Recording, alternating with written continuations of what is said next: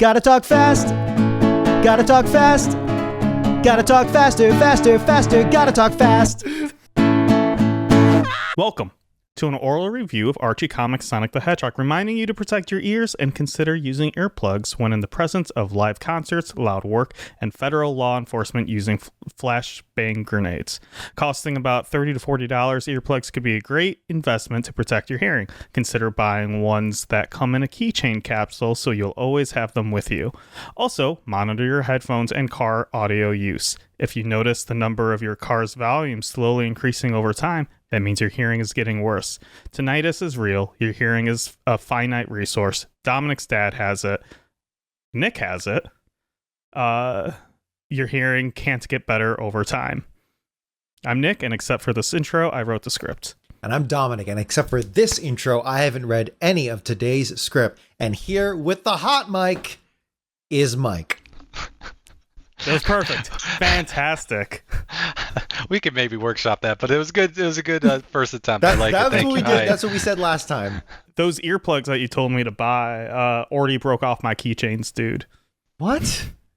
Yeah. I'm too rough with them, I guess, or with my keys. I guess so, because I've worn mine since I bought them like 2 years ago, and I've been to literal protests. What the fuck? Did you put them in while they were still attached to your keys? Yeah, so I just had So they were, like, dangling? earring. Yeah, that's. I think I see the problem here. Instructions were unclear. Well, the safest way to wear them is to just have them on all the time, 24/7. Yeah, I mean, I recommend you wear earplugs when listening to this podcast. Yeah. It's just what you hear. Honestly, we become better the moment you can't understand what we're saying. It's just people laughing. It just makes you happy. It's more of you can imagine what we're saying instead of actually hearing it. So like we're actually better. It's like personalized AI generated content for you, the listener. Yeah, sure. Think of all the funny jokes that could be said. Yeah. Your mind's AI, is that what you said? Yeah. Oh, sorry for stepping on that. What was that? Fine.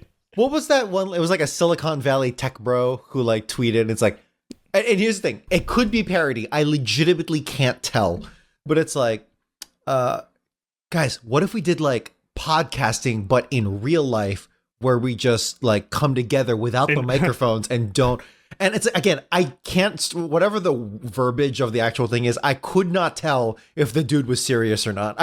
I'm hoping that it was satire, but you cannot tell these days. Are you saying that the dude invented radio? Marconi? Yeah. No, I think he's saying he invented friendship, because he was like, there's no microphones. We'll just talk. Okay. Yes. Without the microphones, I think. I like this tech bro, that doesn't make sense to me. I always need a microphone. Always need to be recording my thoughts and ideas. What few I have, that's why I need them recorded. This is why you're on Twitch so often, right? Yeah, man. 24/7. What are you playing these days on Twitch?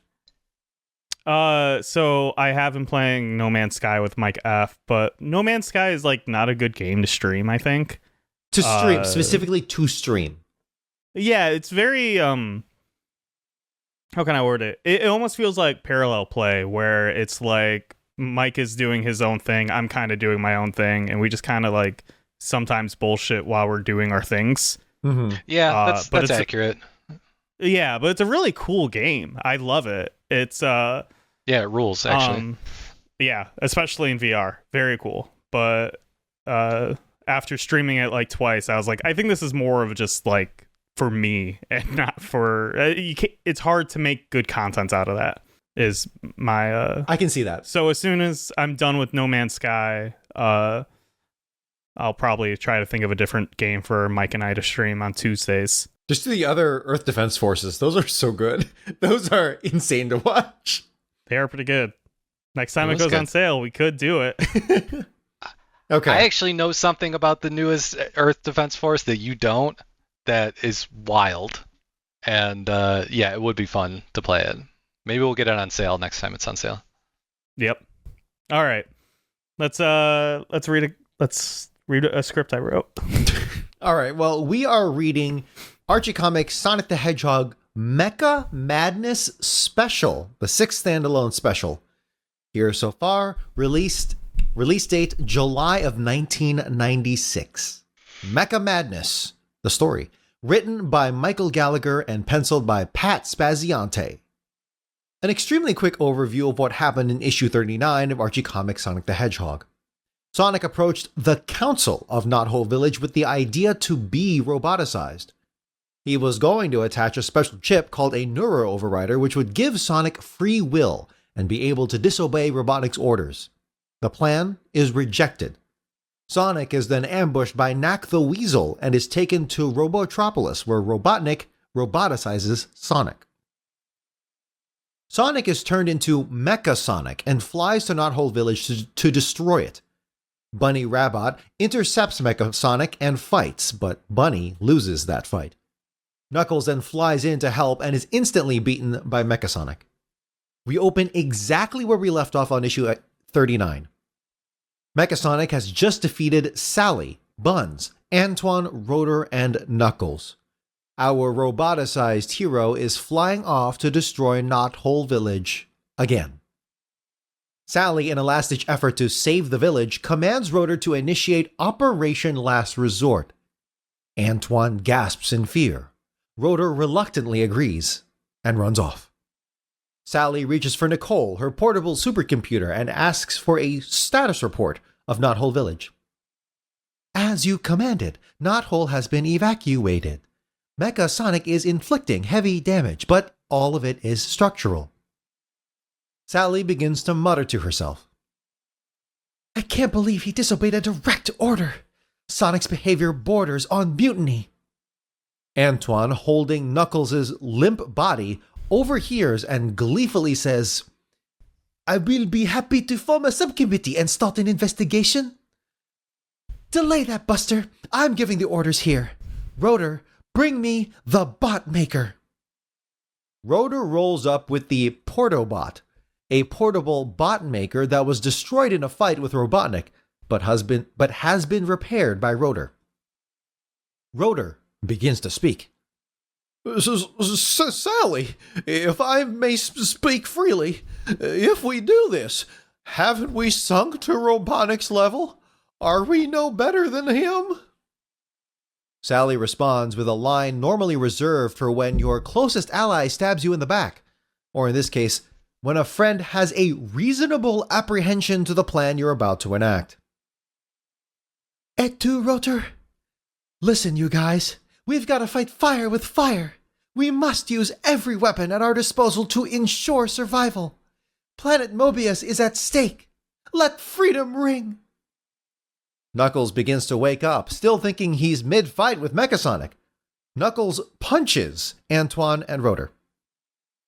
Sally performs a flip and a back kick, knocking Knuckles to the ground. That's enough. I need all the freedom fighters I can get at this point. I've only known one person who could take me down with a flip back kick. Princess Sally Acorn. Hello, Nux. It's been a long time.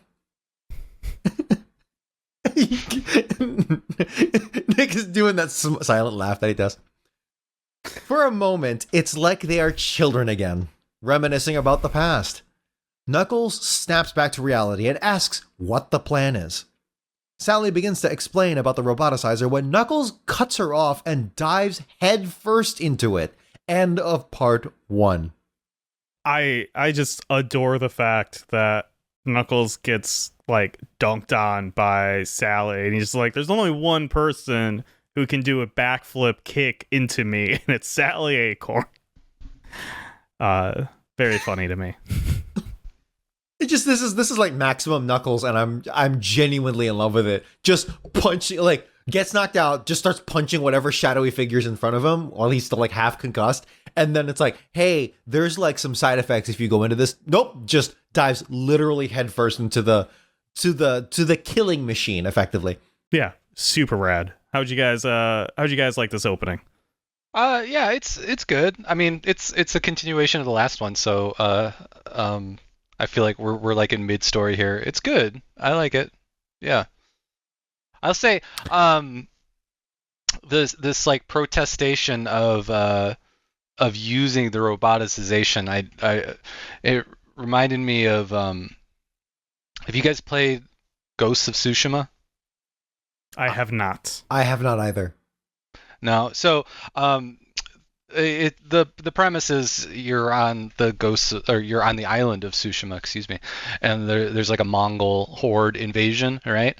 And it's like a enemy that they've never fought before, right? Like usually the Japanese residents, I guess, inhabitants. I mean, they're used to their own thing, right? And they all fight each other. They don't really fight like anyone out, like outsiders. And the Mongols are like ruthless, and so you as the protagonist are like, you don't have to. You can like go in and like sneak around and like stealthily kill people, and your uncle's like, no, you can't do that. That's a dishonorable thing.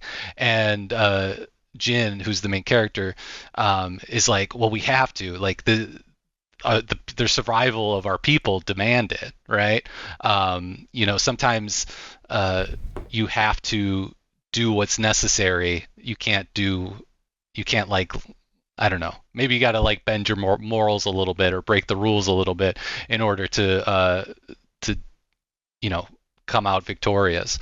And so that's kind of what I was thinking when I was reading this. See, like always, I was thinking about Metal Gear Solid 2, specifically that Sergeant Johnson line where he's just like, the only thing that can defeat a Metal Gear is, of course, another Metal Gear. So, of course, they had to make Mecha Knuckles. And yes, I did reference that exact line last I was going to say, issue. I remember you saying this already. But it's such a good line. It is a very good line. I love it. Kind of off topic, but I want to point it out. Has Rotor's fingers been like drawn before? Because they are in the very first panel of this issue, and it legitimately freaks me out. I noticed this, and I think it may have even been in the last issue, and I didn't write it down, but or it could have been this one. I don't remember. This is the first panel of the first page, right? First panel of the first page. Yeah. Well, there's a couple. There's some panels that it looks fine, but there's others where but you're right, especially that first panel. It probably was this issue. Like, yeah, they look gnarly. Yeah, for our listeners, they're like bent and everything. They're like at the knuckle, they're just bent off. But the thing is that the context is he was carrying Knuckles and then he dropped Knuckles. So to convey that, I still think you could have drawn it differently, but to convey that motion of him formerly holding something, it's his fingers were fully engaged. So there's a context, but it does come off weird. I mean, I feel like the context is enough because they have like little motion arm things coming out. His hands just straight up look like he was tortured. Like all of his fingers look broken. Like it's like straight up like the Abu Ghraib prison. Yep, 100%. It's very which is all on our minds just now. Yeah, yeah. Of course, that was the first thing I thought of. So actually, when Princess Sally is like, we have to do everything possible to defeat this great evil, let freedom ring. I'm like, this was made about 5 years before, or like 6-7 years before the Patriot Act was signed. And I'm like, okay, yeah. This is I've seen this thread line before in history. Do you think Sally's gonna go all 1984 on Not Whole Village? I don't know. I mean, Sonic just went all 9/11 on the village, so who knows? I will say it is very interesting, her speech saying let freedom ring, but she always will hold the monarch crown over everyone if they kind of step out of line. Let her freedom ring. Yeah, let her freedom ring. Yes. She is the state. Agreed. They're legitimately insane how they showed that council, solidified it, and was like, yeah, no, she is both the prime minister and the sovereign like figurehead. Hell yeah. All right. Hold on. Yeah, I got one thing. There's a line that Bun says when they're talking about the roboticization. where Bun says it puts a cramp on your social life. Oh yes, thank you. I forgot about that line. She's talking about getting boned, right? She's gotta. It's the only thing that makes sense. What? Because how else would it get in the way of social life? Like, yeah, like how else would it hinder you? Having like a robot. Okay, so there's either arm that or whatever. or If anything, it enhances it. Or Your social life. She's talking about how because she's a half and half, she can be maybe like ostracized by certain parts of the the greater not whole community of people you don't usually see. Now, I don't think so, because I mean, she's a freedom fighter. She's literally like right below the crown here, right? I feel like no one would really give her a hard time. And we've not seen any kind of prejudice against her. If anything, everyone instantly thinks she's cool because she is. And so I don't see that at all. So what else could that mean? Well, she's horny. That's the other read. She's a little horn dog. Yeah. Yeah. Well, rabbit, but yeah. Actually, you don't even. Sorry, I couldn't figure out what she was. You don't need to say a horn dog. She's a literal rabbit. That's like one of the things that they're most well known for is that they reproduce rapidly. Yeah, that's true. I mean, she's probably wants it 24/7. Yeah.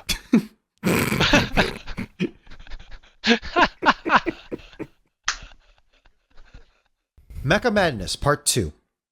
Tails is hiding, observing Mechasonic destroy Not Whole Village. Mechasonic spots Tails and begins to attack when something begins to happen. Coordinates fed to weapon system. Cannot must. Robotnik screams over a transmitter inside Mechasonic's wrist. Mechasonic, did I detect some hesitation? Your orders are to wipe out all of your former allies. Mechasonic hesitates. Oh, never mind. I'll do it myself. Give me your coordinates. I've got a stockpile of nuclear bombs I'm dying to use. Mechasonic is resisting the order when he gets uppercutted by Mecha Knuckles. Okay. What is? Should I just do Knuckles? Robo Brooklyn. But Robot like, Brooklyn. Robot Brooklyn. Okay.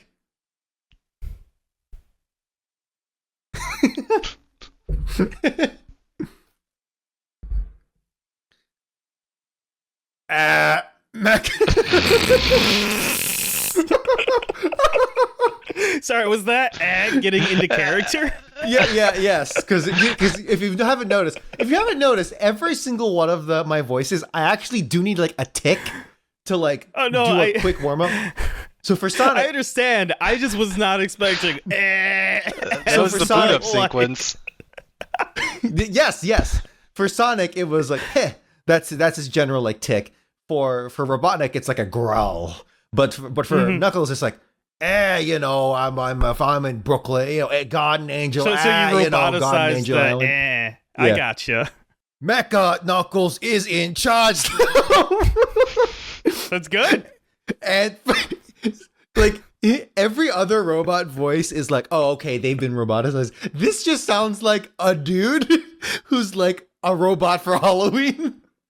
Okay. Yeah. Mecha Knuckles is in charge now, and first thing I'm gonna try to do is sever your communications with old blubber bolts. Mecha Knuckles punch. Out of curiosity, sorry to interrupt, since you had a flow going, but because he like retained his like self, do you think his like voice would be roboticized, or would it just be his normal voice? No, I think it's robot voices. I think we should do robot just because. Because one, it's funny, but two, I think it's yes, because like literally your atoms. Well, we're assuming, but like you're all of he doesn't have an atom apple anymore. Your organic matter is completely roboticized, so that includes your throat, that includes your vocal cords, etc.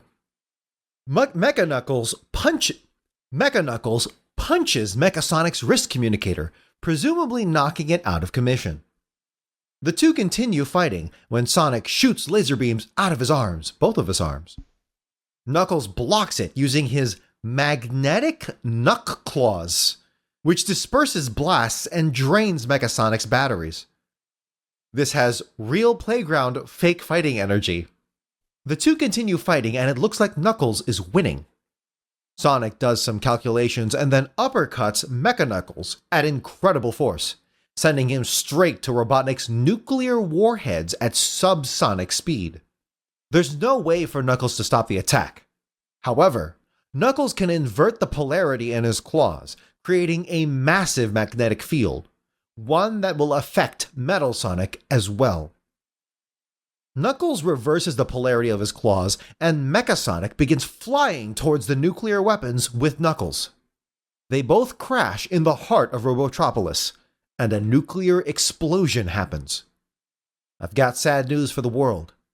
Mecha Sonic and Mecha Knuckles are dead. So yeah, when they're fighting, it definitely has like two children like playing on a playground being like, I attack you with my laser beams. And the other one's saying, nuh-uh, my knuckle magnetic claws disperses that energy and now you're drained. You know, like Absolutely. I felt the exact same thing. However, I do like, we're not the most well-read comic readers. So I am curious, is this like a limitation of comic books? Where I think this is done to a degree where it's not quite, it's way too much telling and not enough showing. But I do wonder if like, do comics regularly fall into that trap of fight scenes where they have to narrate what they're doing because, it's a limitation of, it's not like a motion thing. You have to like draw everything. It's not so much the narration, it's just the core idea of like, I have this attack and I built into myself a like a natural like defense to that attack and it makes you weaker. That just feels like bad writing to me. Okay. Because for me, the thing that was bothering, I agree, but I think the thing that was bothering me specifically was like, yeah, they're like narrating everything, which I understand, but I also understand why they needed to do it. I just wonder if other comics have had to do that. Is that something I just need to accept as a comic reader, or is that just not I think good? that's a good point. Yeah, I mean, going through it again, they are pretty busy. Like, I think narrating, maybe it's a little overdone, the narrating, but I think it is overdone too. I think it is necessary. I think that's a good point. Yeah, I think, yeah, and look, and anyone narrating it, They have to like explain some of this as it's happening because there's no way like Sonic doing the uppercut and sending Knuckles to the like nuclear warhead. There's no way that like correct. Without it being explained would you understand what's happening there. I literally would have interpreted that scene as Sonic punched Knuckles so hard and when he crashed he like nuclear exploded. Yes, in fact, that's actually what I thought at first. Then I had to reread what was going on. And to his credit, well, kind of, Robotnik did mention the nuclear weapons beforehand. Because at first I was like, that came out of nowhere. Oh no, wait, I need to read this again. So, no, yeah, that's the only reason why he mentioned the nuclear warheads. Exactly. I also think though that the author here does not understand how Fallout works. Like. Didn't we decide earlier that everyone's immune to Fallout?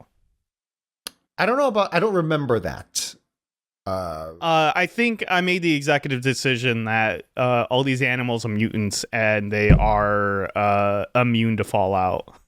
Sure. There was something with nukes a couple issues ago, and I was like, maybe when they're like crossing that like desert or something, it came up that this is like radiated. I don't remember. It's a good theory. I like it. Yeah. How do we like the design of Mecha Knuckles? Yeah, we got to do a hot or not on Mecha Knuckles here. I like it. I think it looks good. Certainly better than Mecha Sonic. That's where I was gonna say is I'm still not the greatest fan of it, but I do think it is much better than Mecha Sonic. It's actually kind of confusing. There's no real good like frontal shot of like Mecha Knuckles, right? There's no like hero pose where you can kind of see like just how he looks. Maybe on the cover page. On the cover page, you can kind of see it, but he's pretty small. Yeah, no. They don't have just like a front shot. He's always like doing something. Because I've really wanted to like sit down and get like a good handle on what he looks like, and I didn't find one. But yeah, overall, definitely cooler. I concur. Yeah.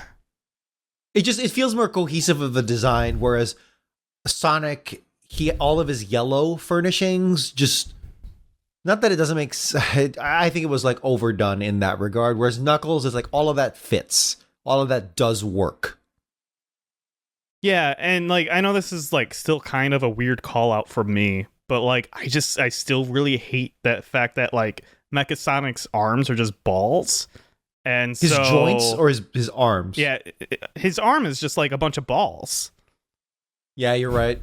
Yeah. Yeah, that's what I called out last time. It like just super annoyed me. To be fair, that is kind of in line with Robotnik's game design, or like not game design, but like his machines, his boss battle machines in the games. I'm not saying it doesn't make sense in that context. I just don't like it. It doesn't work. It doesn't work for me. Yeah. So, and while I still don't like the arms of Knuckles, I think it's too skinny. It works better for me in Knuckles' design because it's not like a bunch of arms. It looks like an actual, I don't know, corrugated. No, is corrugated the right word? Serrated? No, it doesn't matter. It looks like it's got, like it can bend and is. I know what you're talking about. It's like Bunny's legs. Yeah. So last issue, your complaint was that Mecha Sonic was not thin enough. And this issue... No, I thought he was too thick because I was specifically calling out the frame of Iron-Blooded Orphans because a lot of complaints about that is too thin, and it's like a really thin frame with like big things put on top of it, and I was equating that to Mecha Sonic, and I was like, I don't like his like skinny frame because remember I was like his shoulder pads are too big and whatnot. So you want some chunk? Yeah, I want both of these boys to be chunkier, right? You want chunky bot boys. Like if you look at what page is this? The shot where I don't see a page number on it. Page 10.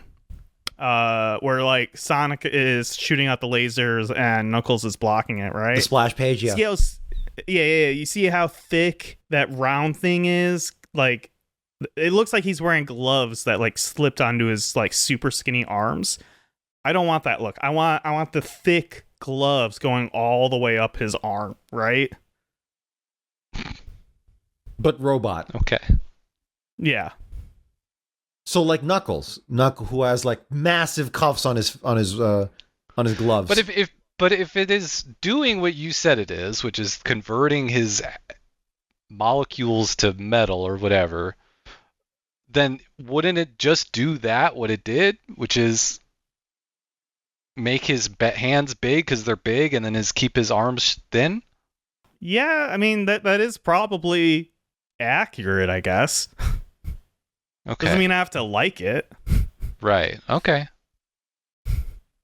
You you just wish everyone was fatter in these comics. Yeah, kinda. Everyone should be like Rotor. That's what I'm hearing. I want everyone to be chonky boys. No, mainly just my mechs. If you want a chance with Nick, okay. Let me tell you. You better be a fat robot. I'm very desperate. Yeah, be a big fat robot. A fat anthropomorphized animal robot, yes. Yeah, as long as it can jump high, I'm good to go. That can jump high, yeah. All right, we good? Yeah, I think I don't have anything else about this section. All right, here we go. Mecha Madness Part 3. Rotor, Sally, Antoine, and Tails stare in awe of the nuclear explosion that has just taken place. The four begin mourning the death of their friends. At that moment, Ground Zero smolders. A massive crater in the midsection of Robotropolis sizzles with radiation. SWAT bots were vaporized. Factories are toxic trash, reduced to molten slag. The air is filled with poisons. The eerie silence is suddenly broken. A hatch flies open. Gadzooks! That's the biggest backfire of my illustrious career. Luckily, I saw the incoming combatants and retreated to my shelter. Robotnik begins looking around, assessing the damage done to his beloved city. My. Those two did major damage. It'll take lots of rebuilding to... What's this? Something moving in the rubble. Could it be? Did Mecha Sonic survive the impact? Yes, he's badly damaged, but repairable. Robotnik begins to pick up Mecha Sonic when he's headbutted by Mecha Knuckles. Robotnik is now lying on the ground with Mecha Knuckles hovering above him, holding Mecha Sonic. But how did you come through the blast with less damage? Let's just say you don't build them like... Sorry. Next time I laugh, I'll try not to do it into the mic. No, it's okay. It's just it's so difficult. It's very funny. Let's just say you don't build them like you used to, Tubby. I was roboticized by one of your old units, built before you started using inferior foreign parts. Not only that, but Mecha Sonic unselfishly turned himself in front of me as we hit, taking the full brunt. I'm going to interject here and say that it's most likely not inferior foreign parts that let Knuckles survive the blast, but more so his friend valiantly standing in front of him, absorbing the majority of the blast. Real fucking weird to say that line, Knuckles. Real weird. But very Brooklyn. Very Brooklyn. So right in line. So back to Knuckles. So much for your brain burn through system. Somehow Sonic retained a bit of himself. Lights out, fatty. We do not see what Mecha Knuckles does to Robotnik, but I think it's safe to say that Mecha Knuckles killed Robotnik here. It's quite literally the only logical thing to do. Mecha Knuckles then flies Mecha Sonic back to Knothole Village, who is in a critical state from the blast. End of part 3. This is where it starts losing me. Not racist enough? What is this built with foreign parts thing? Yep. This, really bothered me. What the fuck are we talking about? That took me out of it so hard. Well, not only that, it's just what foreign parts? Foreign from what? Where? He rules the world, effectively. Well, no, I think we decided he just rules a continent. You're right. Thank you. That does imply that he has trade, and he's trading with other, but also that Mobius makes the highest quality parts. I don't. It honestly, it also took me out of the comic too. I thought that was a real weird line. Yeah, it's so confusing. What the fuck? Was this was this at a time when it was Buy American was really hot? Well, it's 96, right? The 90s was kind of that. The auto industry had definitely, the American auto industry had kind of failed in its the quality of its vehicles compared to the Japanese market, and so the Japanese market grew and import grew considerably during this time, and so that is probably why whoever, I forgot who wrote this, but Gallagher, was it? Yeah, it doesn't matter. Whoever wrote it probably had that in his mind, because that is a topic that was pretty common in that time. The early 90s is also when we started shipping all of our jobs to China, right? And so I think there was a push pretty hard to be Buy American, right? And not this quote cheap stuff coming from China. Yeah, that's true, but quite literally, the Japanese market emulated the American market from the 50s. In the post World War II era, the auto industry, every industry in Japan was just gone, right? And they quite literally took Americans and brought them over to teach them how to make things. And so the Japanese market, like the Toyotas and Mitsubishis and stuff, made cars emulating the American style, which was like high quality parts, high quality labor, making a high quality car. That high quality Nippon steel. Exactly. And then so like in the 80s and since that point, like you're right in a certain way, like the car making got like decentralized.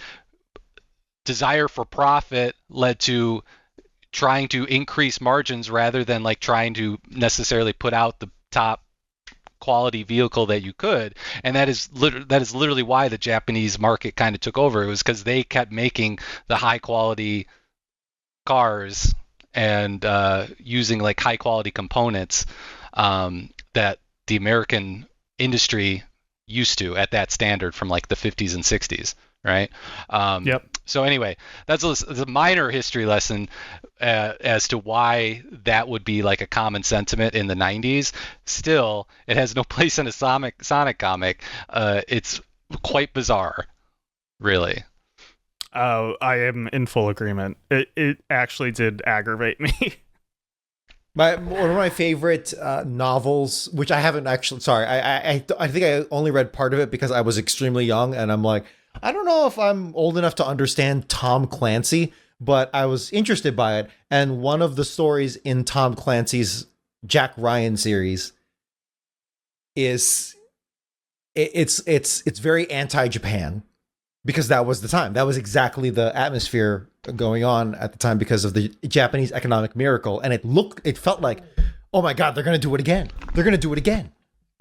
And I think Japan basically does Pearl Harbor 2 in the book. I think it was like something honor, of course, because it's Japan. And I just know that Debt of Honor? I think, yes, that's the one. Which, again, I should say I have not completed the work, and I don't even remember much of it because, again, I was trying to read this at like 12, and I'm like, yeah, I think I'm good. Not that it's the highest of, literary masterpieces, but more so it's like I need to like figure out what's going on and stuff. He writes like very technical stuff too. Like he'll write like 6 pages about like the fuselage of a certain jet or something. 100% that, because he had insight into that world, and I think I forget, was he a vet? But either way, that was one of his claims to fame, and why his games, or the games that used his name, the Tom Clancy games, when they started off, they were extremely like technical, tactical, methodical games. So it was kind of copying the styles of the book effectively. But anyway, Debt of Honor is a techno-thriller novel written by Tom Clancy and released on August 17th, 1994, a direct sequel to The Sum of All Fears. Jack Ryan becomes the national security advisor when a secret cabal of Japanese industrialists seize control of their country's government and wage war on the United States. The book debuted at a #1 on the New York Times bestseller list. The novel was later noted as containing plot elements which were similar to the circumstances of 9/11 and the hijacking of United Airlines Flight 93. So let me say this, the book, spoiler, I guess, but like the book it literally ends with Jack Ryan being the vice president, and he goes out to like take a call. It's the State of the Union. It's like, okay, what's going on? I got to go back because it's the State of the Union. At that time, at that exact time, a disgruntled Japanese airline pilot flies a passenger jet into the U.S. Capitol, killing the entire U.S. government gathered. It's basically Designated Survivor starring Keith Sutherland, but like 20 years before. And Jack Ryan becomes the president of the United States by the end of the book. But yes, it definitely came off as, and it still comes off as very anti-Japan and like paranoid of the Japanese rise and all that stuff, when really all it is just a result of America's capitalistic restructuring or like rebuilding of the country that they had bombed to pieces, which, hey, they were fascists, so whatever. But in terms of of where it winds up. It's like, yeah, that's kind of messed up. Having said that, though, a cabal of business, just not even Japanese, but just a cabal of business magnates and billionaires taking over the government isn't all that far-fetched. In America, we had our business plot, and in Japan, they had the Zaibatsus before in the pre-war time and before World War II kicked off. They held a lot of power before the fascists kind of clamped down on that. You can also argue maybe that's kind of what's happening right now in America. Mm-hmm. Very much so, except way stupider and way more AI. Yeah. Which is that's the thing about American collapse and American fascism. It's so funny. It's just so cringe and funny. You know?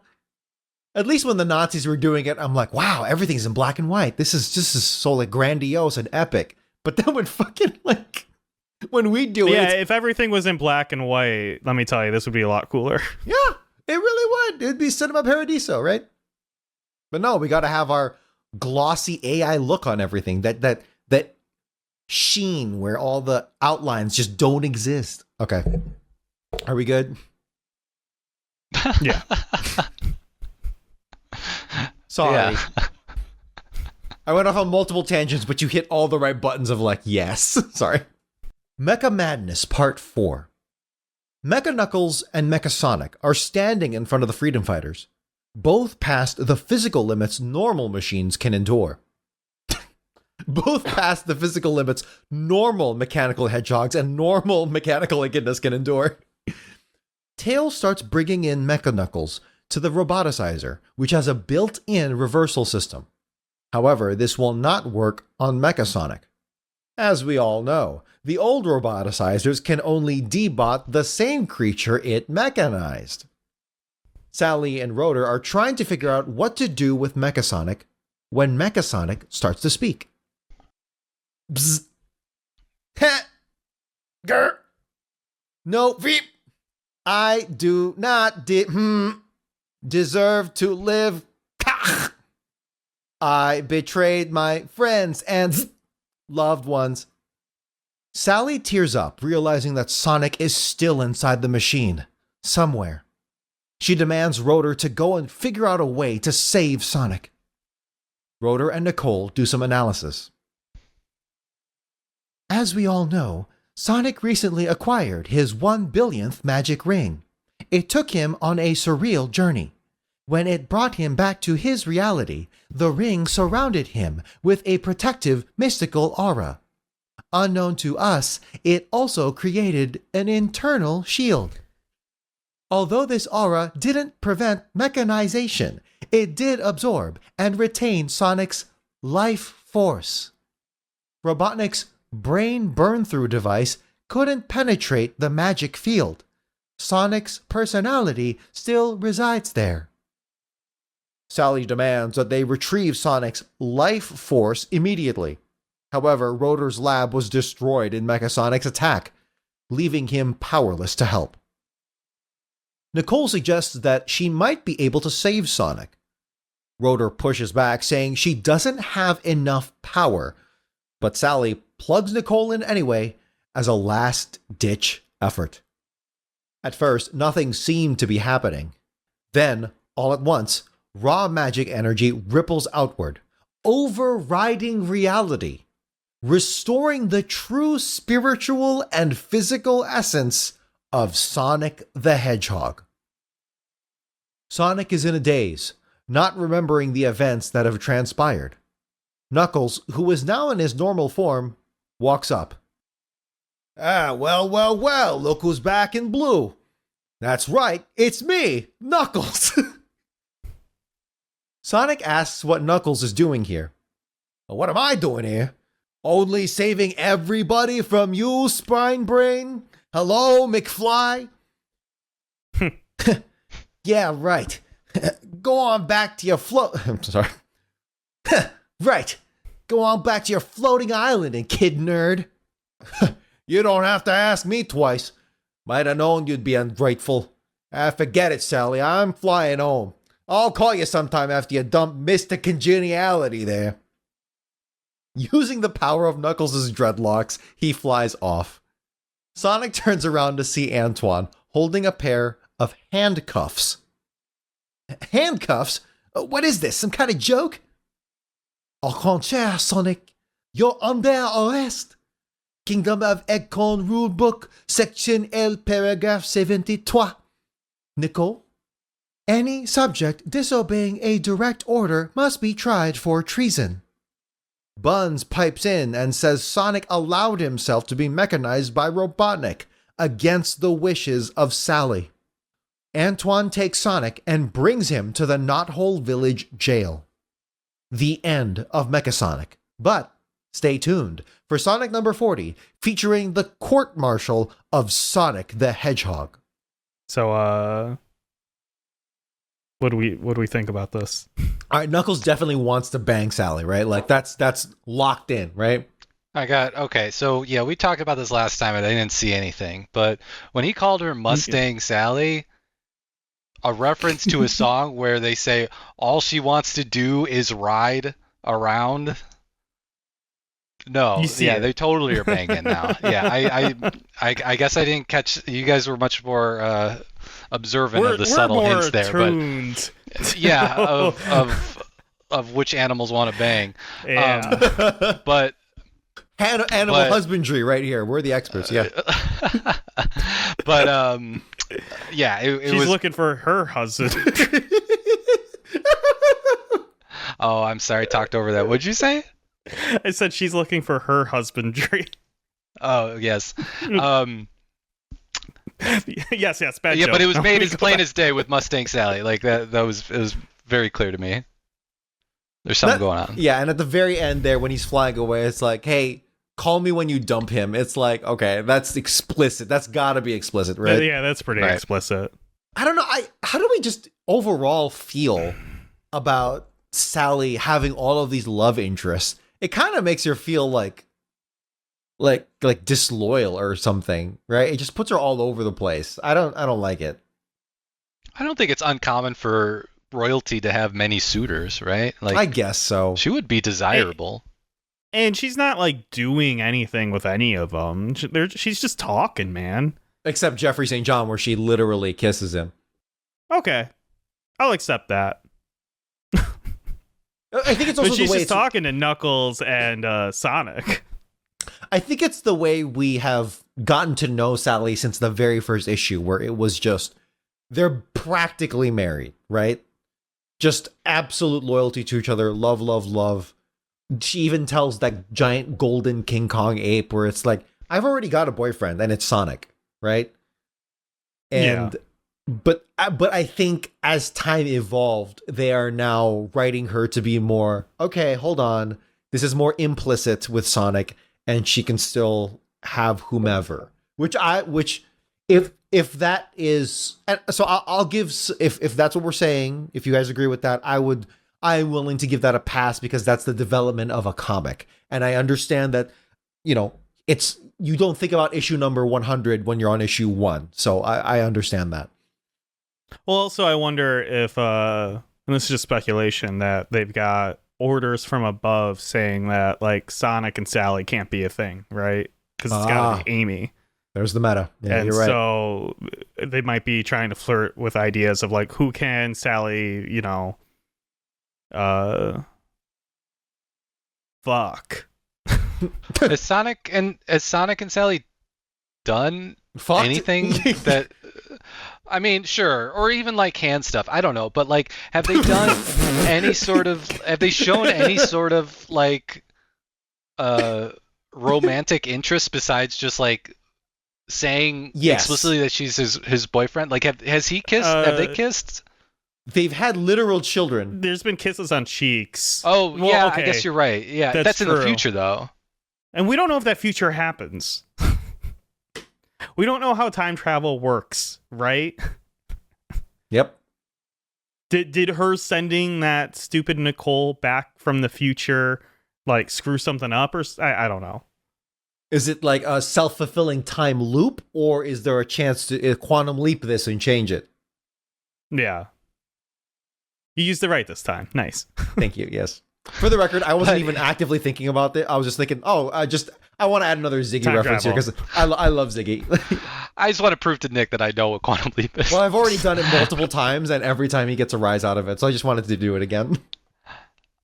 I do love Okay, so Quantum Leap. outside, so ignoring the Ignoring this show, Future we're starting episode. a Quantum Leap podcast. Yes. Okay. Sorry. ignoring the future issue, have they like, I don't know, held hands, kissed, done anything that showed like romance between them? I definitely I don't feel like I'm making this up. I feel like Sally has kissed Sonic on the cheek. There's some exclusive panels and stories. I think it's on the fan site Rule 34. You can find a lot of that stuff there. Oh, okay. So if I just Google Sonic Sally Rule 34, will I come Yes. across that? Yes. Okay. All right. Let me Share your do that. screen. Share your screen over Discord.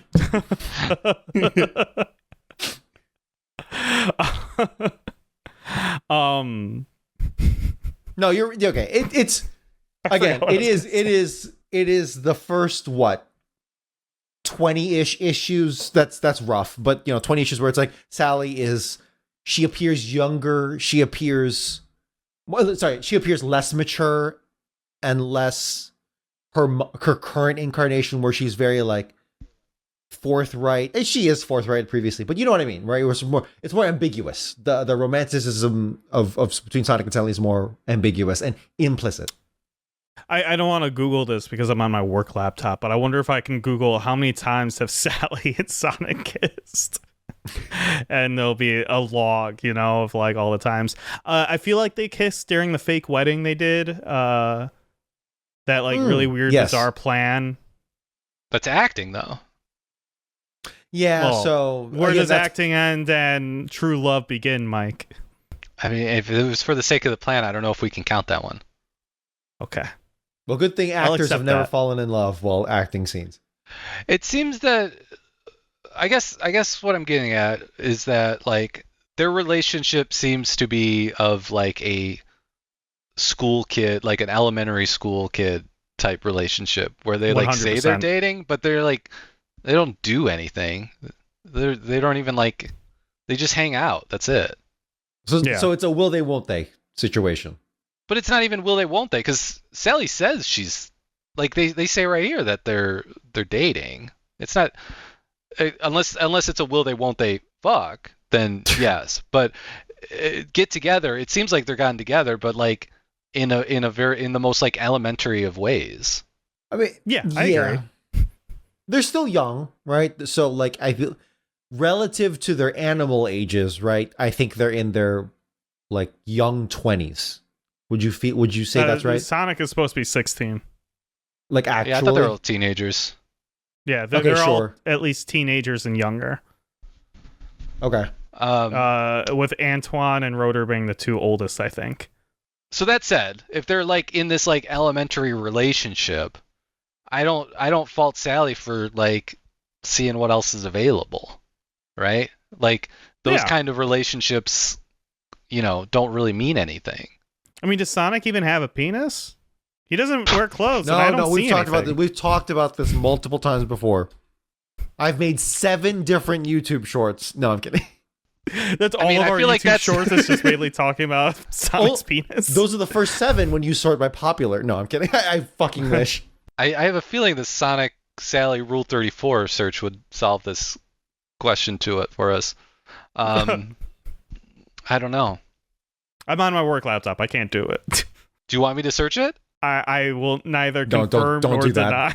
Does Sonic the Hedgehog Mike. have a penis? There's a Reddit thread that asks it. Where is okay. Sonic's penis? Let's give us like the top 2. Top 2 answers. We have never seen a penis in Sonic's world, to my knowledge at least, so maybe the species on Mobius/Earth never evolved to reproduce via penetration. Second one. You could ask this question about any cartoon character that doesn't wear pants. Third And question. he Third is. one. And we are. I'll do the next two as well because it's pretty good. Third one, he's a grower, not a shower.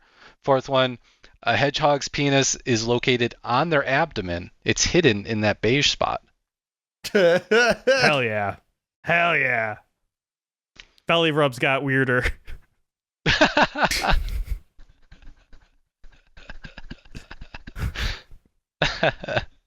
That's gotta suck in combat, though, right? Yeah, you get all the punched time in the he gut, got you punched get in all his aroused. stomach, he's actually getting punched in the dick. Does he like it? He might be into it.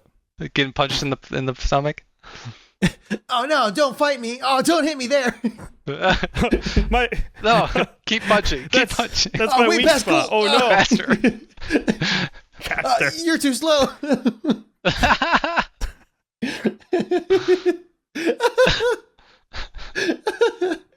Okay. Let's talk about the chaotics. Are we good? Well, no. Sorry, I feel like we didn't even address the whole insane magic ring thing. No, so that's I have two things written down. One is Sally and Sonic are banging, obviously. Second one is this whole Deus Ex Machina thing. Like really, like I feel like this comic as a whole, the last two issues were fine. I was all right with it. It was kind of enjoyable. I like the rest of the not whole crew was like involved in doing stuff, but I feel like they fumbled it here at the end with this Deus Ex Machina like saving. Like I'm in full agreement. Like I was really bothered by it. I didn't like it at all. Well, also it just feels really pointless, especially when like Nicole can just turn him back, right? And so I'm just like, why not just not do that really dumb shit and just de-roboticize him and then add more like character moments or something towards the end? You know what I mean? It just like feels like it's adding tension, but it's not really earned when it's like, hey, we're still just gonna de-roboticize him and magic now, right? It just feels forced. Yeah, I agree. Yeah, the only thing I truly liked about this story, this specific story to this specific Mecha madness, is the tension between Knuckles and Sally, which is now shown to be very apparent, and both are willing parties. Other than that, I kind of liked everything up until the ending. Sorry. Let me say that, like, okay, so starting from page 1 of just this comic, this specific issue, right? Well, I meant, and the build up of the last one also. I did like the build up of the last one. I'm saying I didn't like this specific, issues. Sorry, yeah. But you're saying you liked it until the ending. Yeah, I would probably like up until the ending, I'd give it like a 7.5 or something, and then the ending kind of brings it down to like a 6 for me. Okay. 7.5 seems harsh. Hey man. I feel like this is a B+ story. Like I between the two. What's our grading scale? What's our grading scale? I feel like here's my take on ratings. Like I feel like a 1 through 5, no half marks. Like I think you can rate everything very well on a 1 to 5 scale. Thank you. I'm in full agreement. I don't know if you've ever had that conversation before, but yeah, I don't think so. I'm a firm believer of like, I mean, granted, I did just say 7.5, except just now. Of like committing to like, hey, this is a 3, this is a 2, and none of that because the moment you do halves, you're grading it on a 10-point scale, and it's like, well, you could defeated the purpose. You might as well use a 10, and then it's. Well, and I think a 10-point scale is worthless too, because like how video game ratings is everything between like 6 and 10, right? Like why not just do 5-point scale, right? Like or you could be IGN and do every decimal possible, which is also insane. Yeah, Pitchfork does that too. It's stupid. But like I 1 to 5 simple. I'm gonna put this into my weighted scale where we put in artwork, story, comprehensive and scale. We'll grade it all together, and then we'll have a definitive like 8.9 or something.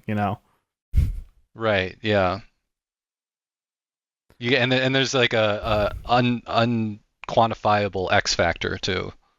Yes, or you can just kind of give it an extra nudge in a certain direction if That's you feel the like cool it factor, deserves yeah. it.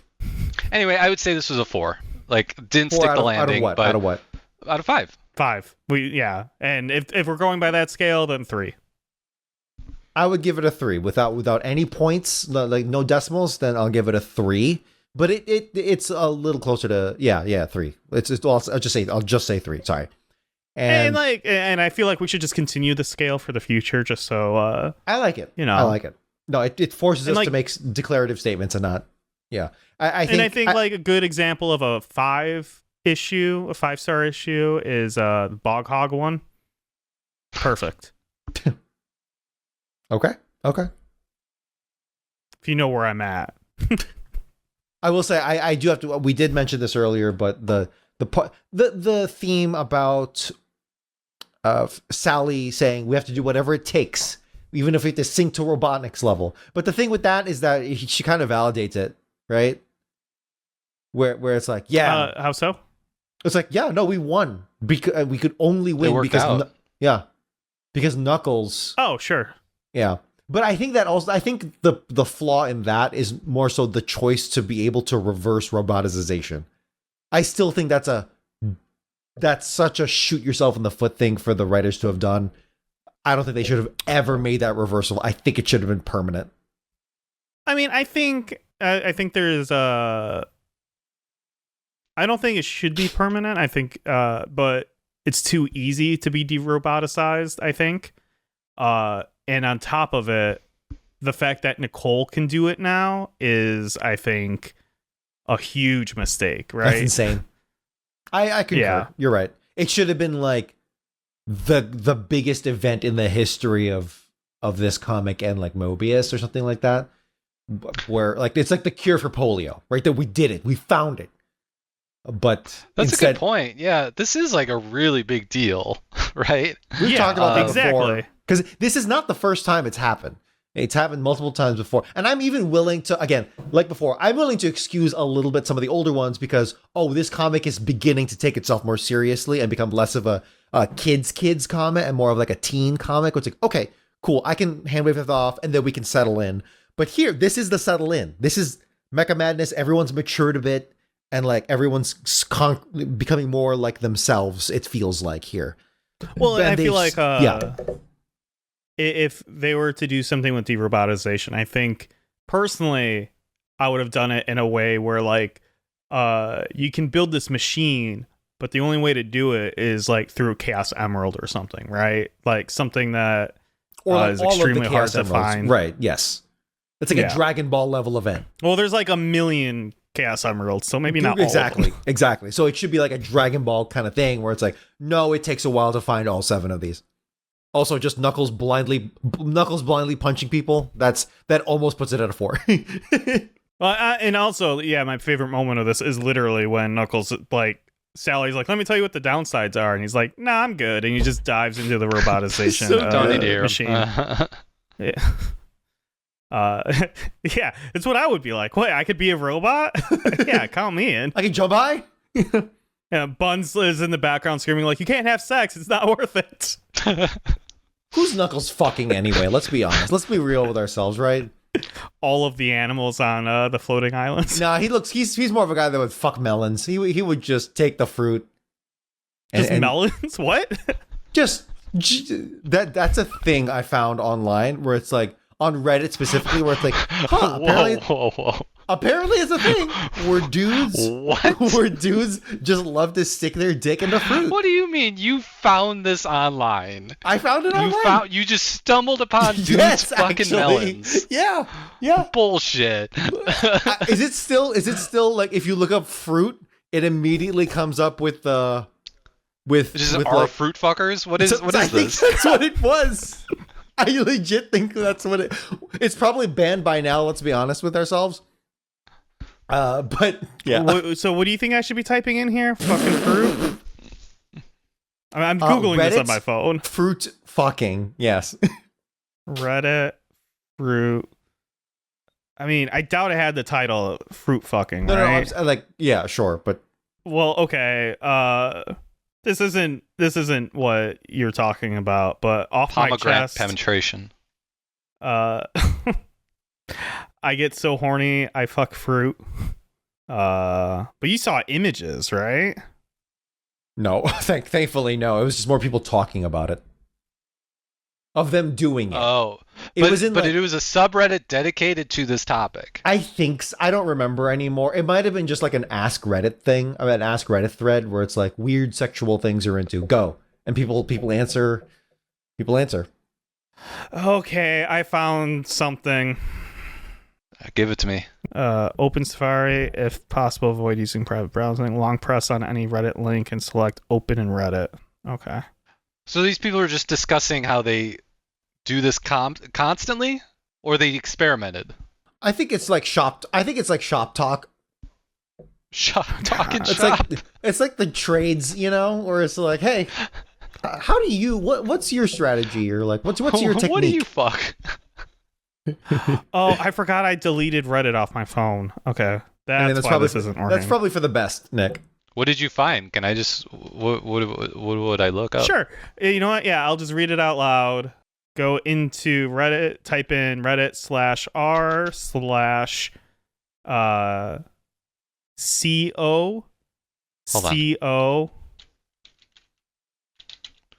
Coco.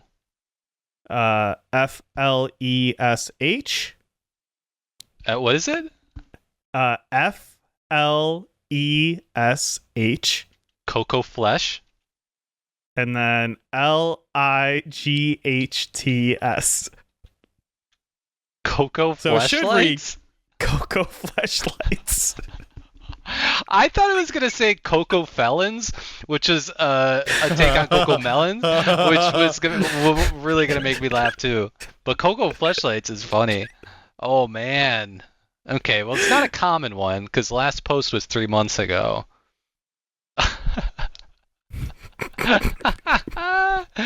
This one is here. The topic. The Don't stop recording, please. no, I'm not gonna stop recording. I'm gonna send you a image. I Only mean, because okay, it's an image. Okay, because I was like, I it's can't fine. open this. No, it's fine. It's fine. I'm gonna send you this picture. The topic was didn't work. Oh no. Yeah, one guy that's what shared, I'm talking about. Yeah. I fucked a grapefruit 8 months ago. Is this where you were? You found this? It's more. I think it was an Ask Reddit thread. I think that's what it was. Made It's a just- little hole in grapefruit and went to town. People do it. People do it. Oh, we're looking at evidence. I believe it. Yeah. Oh my goodness. Okay, made a little hole in grapefruit, went to town. Unfortunately, it gets a bit mush, so I started swapping it out till I finished. Took about 4 grapefruit, but fuck, it was good. He bought 4 grapefruit for this. Does he say what he does with them, like when he's done? Like, is he eating them? Because that feels like a waste. I gotta do the top here. Oh, you weren't even Top doing all top of all time. time? No, that was just recent. Oh my god, that's gross. Well, time to see what you just saw. I mean, some of these are just jokes. That's the thing. For sure. And again, who's to say that this isn't just one big bit, but a percentage of it is genuine. Yeah, I feel like so the top posts are all from like 8 years ago, and all the posts from like 8 years ago definitely seem like jokes. They were okay. Like I wouldn't be surprised if this place existed, got linked to in an Ask Reddit thread, and then everyone went to it and then started posting jokes about That sounds right. it. Yeah. Like I think this was like for the record, I was a Reddit fiend back during the pandemic. It was very bad. Like I was tracking it like, oh, I need to stop. I need to stop with Reddit for a while. So It was just Was mindless. it specifically the moment when you're looking at some dudes fucking like a watermelon and you're like, I've gone too far? No, it was subreddit. What is that? Look up r/. No, don't do that. Just Tim. describe it to me. I don't want to listen. It's inserting into the Okay, sure. into the. Yeah, I don't need to do that. How did we get here? We were talking about because I you believe said this is the normal Knuckles route you go down when you talk Sonic Knuckles the Hedgehog. fucks melons, which I do think you're right because he's alone on that island and there's nothing else to do. And I feel like honestly, probably day 3 or 4 you're in those melons. Like I don't think that's like low on the list of things. Like you're not. I feel like this is a little fast, but I'm not disagreeing with you. I mean that there's not. I'm just saying you'll exhaust yourself pretty quick of things to do on that island, right? And so, having sex with a melon, I think you get to it pretty quickly. Is what I'm saying. I think you're right. I mean, Dominic is the one that said it. Who are we to judge? Dominic is the one that said it, and I'm just agreeing with his theory. Did Tom Hanks do that in Castaway? I don't remember. Did he have sex with Wilson? Yeah. Is that what you're No. saying? No, You might be thinking no, like no. a comedy sketch because there were jokes about No, that. I was doing a bit. Okay. No, they were just friends. I always like to imagine that like what was in the box that Tom Hanks delivers at the very end of Castaway, you know? And it's like the joke has always been, oh, it's like flares, medical supplies, food, etc. Yeah, I think that's like an SNL sketch, right? Probably. It could have been because it's such a very easy joke to make. But it was like, I think someone once like joked to me, it's like, what if it was like a bunch of fleshlights? I'd be like, he would have never left. He would have never tried leaving. Yeah. Okay, should we move on? Finally, I'm pretty alone. That was a solid like 15 minutes of that. He just turns Wilson's head around on the rock. You don't want to see this, friend. Okay. Our next story altogether here is The Chaotix in Don't Let the Island Hit You on the Way Down. Written by Kent Taylor. Sorry, it didn't even register in my head that this dude fucked that melon in a hotel room. What? Look at the photo you sent. That's a hotel room, dude. I have to pull it back up. Yeah, there's it's the Crown Paradise. Yeah. Can we look that up? You think we could Crown. geolocate where this dude fucked this melon? What year was this? It said 8 months ago. Is this a brand or is this a specific place? I think It's a brand. It's a brand. Brand, yeah. It's hard to. I'm sure. Oh, I think it just says all something resort. We got to get that guy who can just look at a photo and like instantly tell where it's at in the world. Yeah. He probably knows what fruit that is, like where it grows. Oh, I know exactly where this is. This countertop is only around this town. See, this isn't a regular melon. This is a melon, like the shape of the melon, like the oblong structure tells me that it's probably more native to southern Mexico than it is to northern Mexico. Okay, let's get to The Chaotix in Don't Let the Island Hit You on the Way Down. Written by Kent Taylor. Art by Harvey Mercadicasio.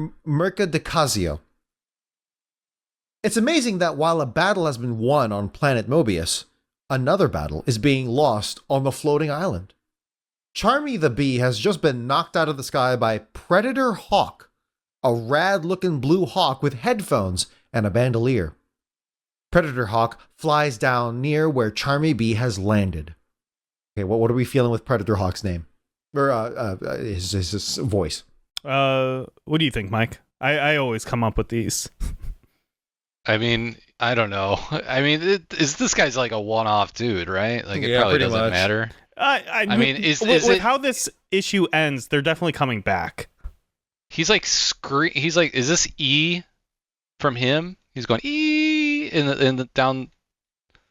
Yeah. Is that his screech? Oh, I see what you're saying.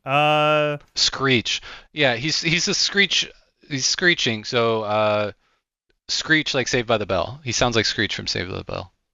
How does I think Screech that sound? E is an alarm going off, but I will. We're wrong with it. I didn't really grow up watching Saved by the Bell, so I actually don't know what he sounds like offhand. I Just don't some know. kid. He's just some kid. I don't think he has a weird voice. So Predator Hawk. I'm not gonna put too much into this because I need to conserve my voice. But we are not natural enemies, small one, but the air is the domain of Predator Hawk. I don't know. Meanwhile, just a few feet away, Mighty the Armadillo is getting beat up by a giant gorilla wearing an army hat, army pants, and boots, and a bandolier. Okay, so are we going like full ape with this one, or? Oh yeah, full ape. Okay, here we go. Apes together strong. Okay. Have you guys seen the Planet trilogy? the Yeah, they're new great one, the new movies. one. Well, I haven't seen Kingdom now. Oh yeah, they are four, aren't they? Yeah, the fourth one was good Yep. too. The latest one was. They just keep hitting. It's actually a miracle. But I saw the first three, and I love the two Matt Reeves one a lot. Okay. So you got ape, and should I try doing like an army voice? I don't know what that means, but yes. He's a sergeant, so... What's like a drill sergeant? I just keep thinking like Sergeant Johnson from Halo or like Sergeant Stacker. Go ahead. That guy that's the drill sergeant Hartman in Full from- Metal yeah. Jacket or whatever. That guy. And remember to conserve your voice. God damn it, Private! You're from Texas. Only steers and queers come from Texas, and you're no steer. So I think that's pretty clear what makes you. The most polite version of him. Yeah. How would you even... That's a line though. He says that. That's a quote. Oh, I know it's a line. But you're right. I was holding back. Okay. I don't know. I'm just gonna go ape. What is ape he's going actually? full ape. No, I like that. You're getting into the character. That's yeah, good. but like, what is? Like, what? I was like, ooh, Just what comes naturally. Yeah.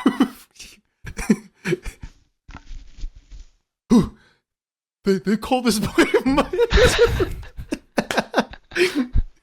What would you do, motherfucker? Like, I mean, I think right now what you're doing is a Tarzan. wait, I mean, he was raised by apes, though, right? That's true. That's the closest we have. He's the bridge. They call this boy Might. Well, he's pretty weak when it comes to guerrilla warfare. Mighty has been knocked out and is laying on the ground. An alarm starts ringing. Sergeant Simeon to Squad 2. Our land has set off an alarm. Proceed to point B with caution. I gave up. I gave up halfway through. I just can't. I can't. We have to He get through sounded this. scared. I don't know how. Well, you're right. You're right. You're totally right. That's valid. But the thing is like it's like ooh, right. Like monkeys genuinely do sound scared half the time. If you watch monkey videos. No. Is this another of your subreddits? No, just the internet loves monkey videos. The YouTube rabbit hole, if anything. Okay, here we go. Sergeant Simeon to Squad 2. Our land has set off an alarm. Proceed to point B with caution. We cut to point B, where Vector the alligator and Espio the chameleon are patrolling on high alert. Espio is currently in stealth mode, invisible, when an orange lynx cat flies out of the sky and knocks Espio out. So this is Lynx. I don't even know what to say here. That's the thing I hate. I'm just gonna say it. I hate these stories where they introduce like 5 characters at the same time. I Like hate rapids. those. Mainly because I fire. make you read every single one of them because I think it's funny. Even that I appreciate the bit, but it's getting frustrating for me because it's like, no, these characters have nothing to them. How do we do the old Lynx? The one that was Lucky. I know I how don't know. Young Lynx goes. Shut the fuck up. That's good. Yeah. Okay. Yeah. Yeah, so it sounds like that. Yeah, do it. Do it. Well, but Link doesn't talk. This is the thing. He goes, Just yeah. yeah, just kind of mimic that into the voice. Who needs to see you to see when my keen sense of can let me catch your scent? Even hear your heartbeat. Okay, so he says, who needs to see you when my keen sense of smell can let me catch your scent? Even hear your heartbeat. Vector turns to help Espio when he gets kicked in the back by a flying frog, who's wearing a scarf and a World War II pilot's helmet.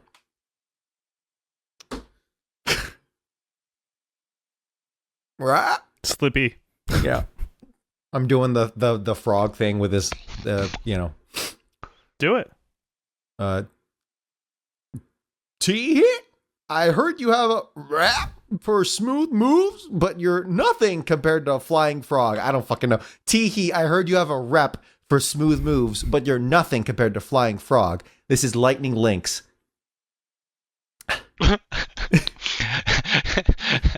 You're not going to get that ice voiceover job if you give up on half these voices. This is I just okay. And this is I immediately forgot Lynx. What did we say for Lynx? Link. Oh yeah, Young Link. Yeah, okay. Yeah. Well, when you're taking fast moves, nobody can match Lightning Lynx. That works. Okay. That worked. The Flying Frog and Lightning Lynx grabs Vector and Espio and meets up with their allies. The four of them are talking about how the Chaotix crew were no match for them, when suddenly all four of the Chaotix crew jump up and start fighting. They were pretending to be knocked out so they could do a surprise attack. The Chaotix crew overtake these strange attackers when a giant mammoth that looks like he's from The Godfather walks up and knocks out the Chaotix crew in one fell swoop. All right, I specifically did do a little character practice here to see if you can discern who it is and from what work and what interpretation. That's fun. Okay, here we go. You've already met my fearsome foursome. Now, allow me to introduce myself. I am the former ruler of Mobius, and its future lord and master. I am the supreme being known as Mammoth Mogul. I was born on Mobius eons ago, long after the birth of the ancient walkers, but centuries before most modern races. Life then was fraught with mystery and danger, and a bolt of energy from an unknown jewel which should have caused death granted me almost limitless power instead.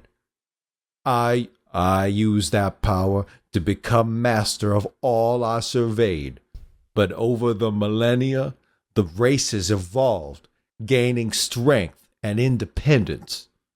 They revolted, and I was dethroned.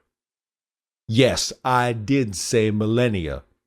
That unknown jewel's energy had granted me power and immortality, and over time, I discovered that the jewel was the most potent form of energy in the universe. Yes, a Chaos Emerald, and as you can see, I have a certain affinity for them. Mammoth Mogul holds up his cane, which has a Chaos Emerald embedded into the handle. Now, after eons of waiting, my time has come. I will increase my power 1,000-fold by taking the floating island's Chaos Emerald. Then I will oust Robotnik and regain my position as Mobius's rightful ruler. The Chaotix crew, in unison, punch Mammoth Mogul. It seems I've erred. The time is not right. He uses his Chaos Emerald to summon a spaceship. No matter. I have plenty of time to plan anew, and when I'm ready, I will return. He and his fearsome foursome fly off, while the Chaotix crew shake their fists in anger at them.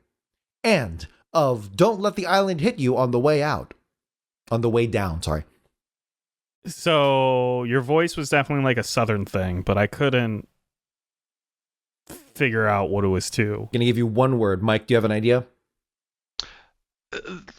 For some reason, and it's probably just because I saw it recently. One of the guys from no, is it Killers? Is that the movie? Is it a recent movie? Yeah, recent movie.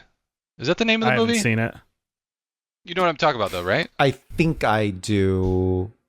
Oh no, I don't. That's Ashton Kutcher and Katherine Heigl. No, I don't know what you're talking about. Well, Sinners. Oh, Sinners. Okay, you know what? You're there. And Nick, you're right too.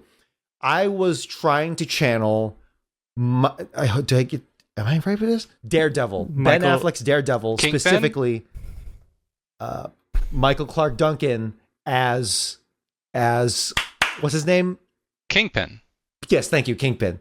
Was I close? Yeah, okay. Was I close? Yes, because I actually had Michael Duncan in my head. Yeah. But I was like, for some reason, I was thinking like Southern Lawyer or something. Oh, And so like it didn't I see that click. too. But I will say Michael Clark Duncan. That movie isn't terrible, for the record. It's not bad. It's been a long time since I've seen that movie. Me too. You gotta watch the director's cut. It is decent. I have not. It's like a 3 out of 5. Okay. I'm not going to. But the I also thought Kingpin as a character when I saw this guy. Like, this guy definitely gives off Kingpin vibes. But then you were thinking like the most common depiction of Kingpin, where it's a white guy. We were on the same wavelength, but I was thinking specifically Michael Clark Duncan from Daredevil, from the Ben Affleck Daredevil. Yeah. Well, the guy in Sinners is not white, but okay. I forgot. It's been so long since I've seen that specific the twins, iteration of Daredevil twins, that I didn't remember that. Not Michael B. Jordan, What's right? that? Yeah, Michael B. Jordan's in it. Yeah. Oh, okay. But yeah, that was... Anyway, it was great. I liked it. Thank you. I can't say the same for this comic. I think that sucked. Yeah. Yeah, I think we're all going to be in agreement on that one. The thing that like weirdly super annoyed me was this huge mammoth gets hit once by these the Chaotix crew and is like, well, time for me to go. When like, dude, he just literally had this has, entrance. Well, he had the entrance. He knocked them all out in one fell swoop, right? And then on top of it, like, they outnumber them. It's 5-4, and he has a Chaos Emerald, and he's like, "Oh, sorry, time for me to go," because he got punched once. Like, I don't buy it. This shit sucked. Like, the Chaotix crew gets jumped and get wrecked, and then they fight back and knock them all out, and then this guy has been like, "I'm immortal and have been biding my time for eons." And then he shows up, and then gets punched once, and he was like, "Oh wait, actually, this isn't my time. I'm out." Like, and then literally summons a spaceship with his Chaos Emerald. Right? Yeah. Like, this guy has like crazy power. Like, why tease this guy in this way? Right? Like, if he's as powerful and as scary as they're trying to make him be. Like, this is not the way to do it, where he gets run out of town by one punch from these guys. Especially because, like, this guy does seem like he can be pretty cool, right? Some, like, guy who's coming after Robotnik being like, I feel like this is my rightful place to rule. And he's trying to, like, I don't want to say build an army because he only has, like, 4 guys under him or something. But, like, making moves to, like, dethrone Robotnik, like, yeah, that's a cool idea. It's just, this is insane and really fucking dumb. Yeah. And I don't like any, I might like the gorilla But everyone else, I think, is kind of... Sergeant Simeon is a funny name. Sergeant Simeon is a fun name. It's good. I agree. And I think the Falcon looks all right. But the more I look at him, the more I think I might not like him. He's basically just Jet before Jet was a character from Sonic Riders. But Mammoth Mogul, which is kind of a lame name. I kind of wish it was Mogul Mammoth. But no, I'm into Mammoth Mogul. Okay. But he's Mogul basically... Mammoth sounds like a Mega Man boss. Yeah, maybe cool. That's why I'm kind of into that. Mammoth Mogul works. Mogul Mammoth sounds like a Mega Man boss. But Vandal Savage, do you know this character from the DC comics? No. It's the exact same story. And Vandal Savage was first published in 1943, Green Lantern, according to Wikipedia. But Vandal Savage is literally the same thing, where Vandal Savage is a, like, caveman, a literal caveman that gained immortality after, like, sleeping next to a fallen meteorite and, like, advanced healing. So he literally witnessed everything in history. And he's been alive for 50,000 years. And that's his greatest strength, is having the entirety of history, having witnessed it, and all that knowledge, and being a villain in that sense. And that's basically cool. It is. It's one of my favorite, like, character ideas ever. And that's it. I was like, okay, we have the same thing here in Sonic World, but his appearance here is his first appearance here. Again, it's just the how they did it is silly. Agree. And I mean, obviously I didn't know about that character beforehand, but it feels very in line, I think, with these Archie comics, that they just kind of lifted a very similar character from DC and just kind of inserted it into these comics. Yes. Sure. Yeah, there was a good, like, a Justice League, like, from the 2000s, that show, Justice League episode on Vandal Savage. It was very cool. I might recognize him if I see a picture of him, because I've definitely watched all of Justice League. So yeah, it's basically Vandal Savage takes over the Third Reich and then wins D-Day. Yeah, those episodes are great. Yes, where they go back in time and fight, and then they have, like, the giant, like, death, like, circle things that are like, yeah, that sounds right. You know what I'm talking about. Yeah, they had giant, like, wheels of death. Yes. Basically, those things. Remember Star Wars Episode 2, Attack of the Clones? Those droids where they're, like, on two giant wheels. It's basically the same design. Okay, anyway. Sorry, tangent on tangent. Let's move on. Are we good? Yeah, I think we set our piece. I don't think there's much else to say about it. Yeah. The 40 Fathoms Freedom Fighters in Eel of Fortune. Written by Pat Sajak and penciled by Vanna White. No, written by Mike Gallagher and penciled by Dave Manock. PB Jellyfish is swimming along when he sees his old enemy, Octobot. PB Jellyfish calls out, asking what he's doing in his section of the ocean. Octobot says he's just passing through, but PB isn't buying it. Octobot is scared. He swims past PB and says he's not hanging around now that he's here. A shady-looking eel shows up in a 1930s fedora. Yeah, I'm Al Capone, boss of the underwater underworld, and you're floating in my territory, punk. PB is confused and says that Eel Capone must be nuts. Is that so? Well, you're going to be some she-gull supper when I'm finished with you. Eel Capone calls for his hired muscle. A mob of murderous mollusks start attacking PB. PB gets knocked out and is awoke by his friends Ray the Stingray and Bivalve the Clam. PB explains what happened to him, and they are trying to figure out a plan to stop Eel Capone when a dolphin dressed in all black shows up. First thing, can I do the dolphin thing? No, I can't. I just can't. Unless you all want to give it a try. That's good. You know your limits. Yes, thank you. I can't do anything. All right, here we go. Here we go. Ready? This is my mysterious. I'm in an apartment building.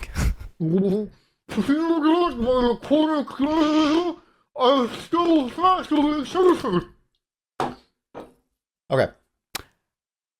So what he said there they should was, all sound like that because they're all talking. They're all underwater. Yeah, they should. Yes. I should redo this whole thing. Okay, but he said, "Fear not, my aquatic allies. I'll stop that swimming serpent." Oh fuck! There we We cut to Eel Capone talking to all his muscles lined up against a sea cliff. The mysterious dolphin swims up and starts shaking his fin real fast, creating a current and knocking all the mussels off a cliff, having them be crushed by the pressure of the ocean floor. The Finja warrior then goes and starts beating up the eel and throws a starfish at him, knocking out the eel. The underwater freedom fighters start singing a song they made up on the spot, thanks to the Finja, and also sung by the Coral Reef. The end. Boo. Say what? I booed this. I hated this. Oh. This one I'm willing to. It's the exact same problem as the Chaotix one, but I'm willing to forgive this more because these are true like one-off side This is a characters. true story. Yeah. And like they're laying into the puns, and it's like, okay, this is silly Billy hour, whatever. I can completely just dismiss it and not be bothered by it. The Chaotix one, on the other hand, these are characters that are meant to be a team under Knuckles, and they're like embedded into like they're more elevated than the 40 Fathoms Freedom Fighters, right? Who in the story, written in the panel, in the page, they say, because you demanded it, the 40 Fathom Freedom Fighters in Eel of Fortune. Like, okay, well, this I'm is sure pure this is the fan last fiction. time it will be demanded. Yeah, right? Who wants this? I thought it was pretty metal how all the mussels fell off the cliff and then literally died from all the pressure, the water pressure. This is like That the was pretty first time I badass. think I've seen something die in this comic. Yes. And like 50 of them just die right away. Like they have sentience. They talk. Yeah. I hate the title, Eel of Fortune, because it doesn't make sense in the context of this comic. Like I don't see how that made any sense whatsoever. It's just a pun. It's just a pun on Wheel of Fortune. Yeah, but the last one none at of least this makes sense. I don't know. I guess some of the puns make sense in context, but like this is all just an excuse to make underwater puns. Like, yeah, I don't know. It's 6-7 pages of filler. It sucks. I didn't like this at all. I like the name Eel Capone. That is what I'll say about this comic. And Eel Capone doing that voice is very fun. I enjoy that voice. Yeah, she. Yeah. Outside of that, I hate this. Just hate it. I don't even really have anything to comment on. Like, No, I didn't either. Like, all I wrote was this sucks. Like, I didn't. This has nothing to do with the story. Yeah, I agree that the Chaotix thing that you said, Dominic, is more egregious because that it involves characters and is like does nothing. But like, this is just like unrelated. Like, I don't want to read this. I don't like it. It's not funny. Like, I don't know. I guess maybe a 7-year-old would think this is great, but which is the market. That but is as the demo. a 40-year-old guy hated it.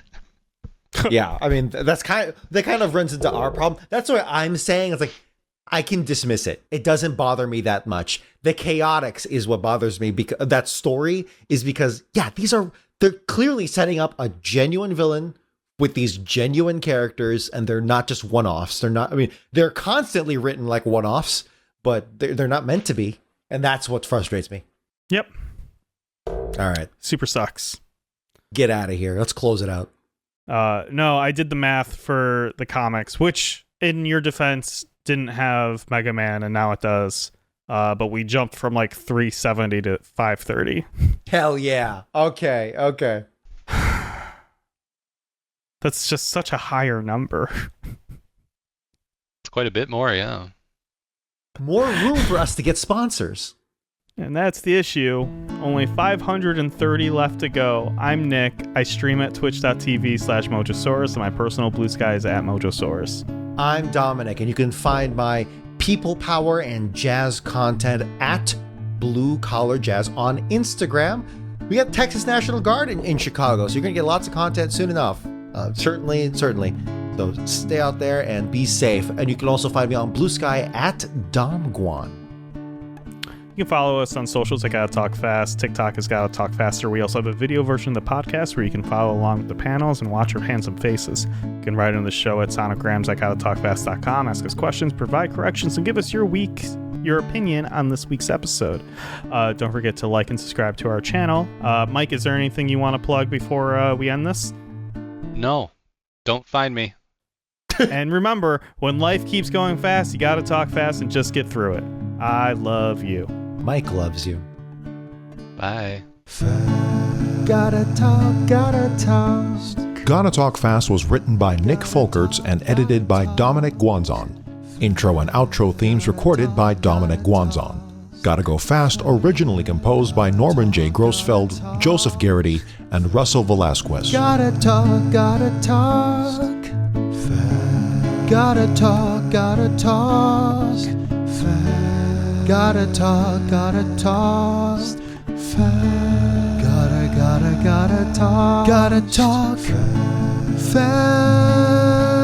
Gotta talk fast. Gotta talk fast. Gotta talk fast.